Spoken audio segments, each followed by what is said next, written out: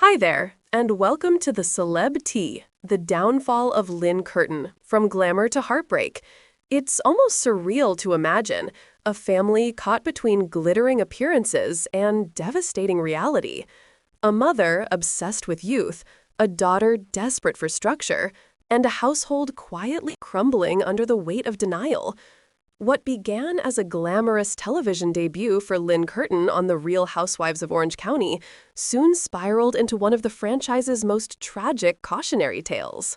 Lynne wasn't born into chaos. She entered the world on October 26, 1956, in Santa Clara County, California, and was raised in Southern California as the daughter of a respected Army admiral.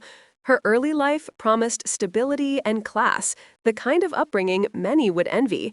For decades, she seemed to have everything figured out. In 1989, she married Frank Curtin, and together they built what looked like a beautiful life. 2 daughters, Raquel and Alexa, and a comfortable home in the heart of Orange County. From the outside, it looked like a dream. Sunlit living rooms, designer handbags, and that polished OC lifestyle everyone associates with success. But in Orange County, perfection is often just an illusion, a filtered photo hiding the cracks beneath.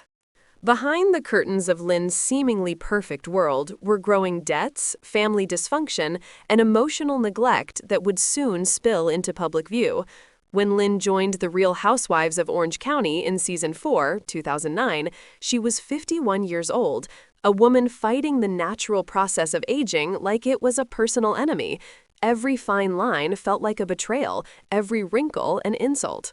Her daily routine became an exhausting ritual of self-preservation, Botox injections, tanning sessions, facelifts, and hours spent analyzing her reflection. To the world, she was radiant. In reality, she was at war with herself.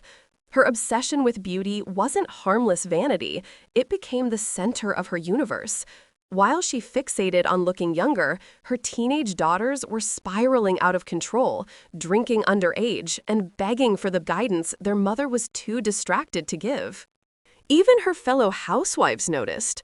They joked cruelly that Lynne needed curtains, not for her windows, but for her face, implying she had so much Botox she could barely move it.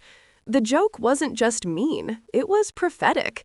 Lynne's fixation on appearances had blinded her to everything that truly mattered. Then came the moment that sealed her public downfall, one of the most infamous scenes in Housewives history, the eviction. Cameras rolled as a stranger knocked on the Curtin's door. It wasn't a fan or a delivery. It was a landlord serving them an eviction notice.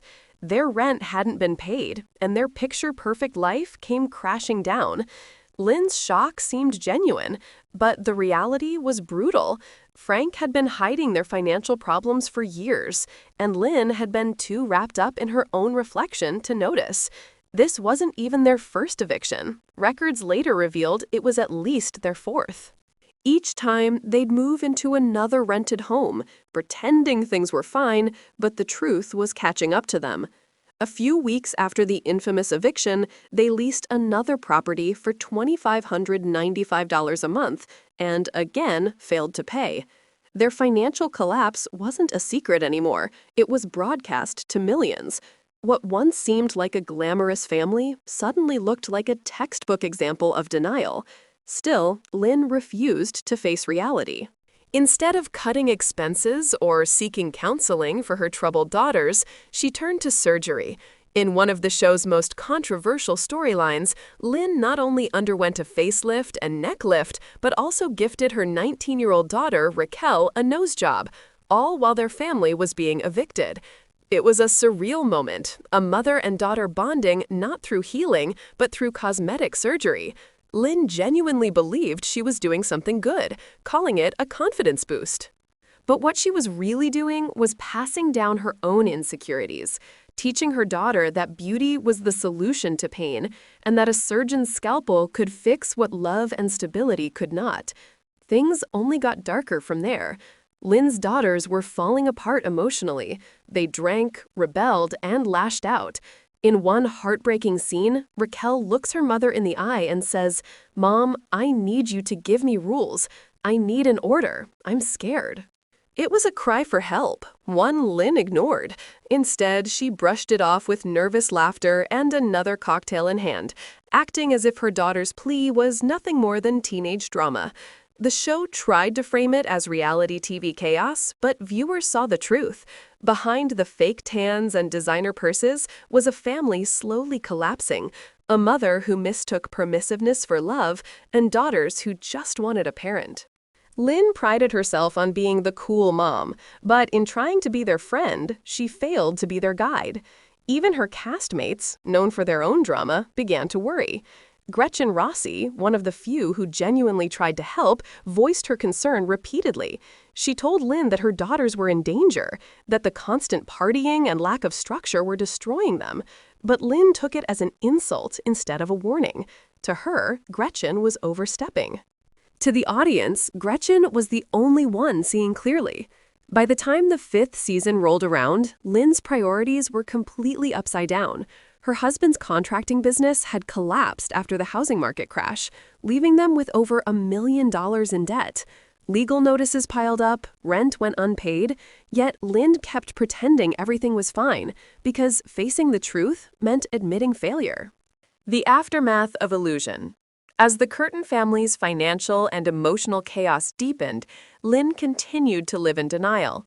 Even with eviction notices taped to her door and unpaid bills stacking higher than her designer heels, she refused to admit defeat. Instead, she doubled down on her image, attending events, promoting her jewelry line, Cuff Love, and convincing herself that success was just around the corner. But her leather cuffs couldn't hold together a crumbling life. Her marriage eventually collapsed. By 2012, Lynne filed for divorce from Frank, hoping to rebuild herself as an independent woman. She poured her energy into her rebranded Lynne Curtin collection, but reviews were brutal. Critics called her jewelry overpriced and uninspired. It became yet another reflection of her misplaced priorities, a business built more on appearance than substance. Meanwhile, her daughters' lives unraveled publicly. Alexis struggled with addiction and legal troubles, facing arrests, probation, and even time behind bars. Her heartbreaking 2017 lawsuit revealed she had been sexually assaulted by a sheriff's deputy, a trauma that shocked everyone who remembered the once smiling teen from reality TV. RHOC, too, faced her own struggles, trying to escape the shadow of her family's dysfunction. Through it all, Lynne never seemed to take responsibility. In interviews, she offered vague platitudes like, "Everyone has their own journey," refusing to acknowledge her role in the chaos. To this day, she remains focused on maintaining her appearance, still posting filtered selfies, still chasing the illusion of perfection. Lynne Curtin's story isn't just about fame or failure, it's about the cost of denial. It's a reminder that beauty fades, wealth disappears, and filters can't hide reality forever. Behind the shine of Orange County glamour was a family undone by its own reflection, a tragic mirror of what happens when image becomes more important than love.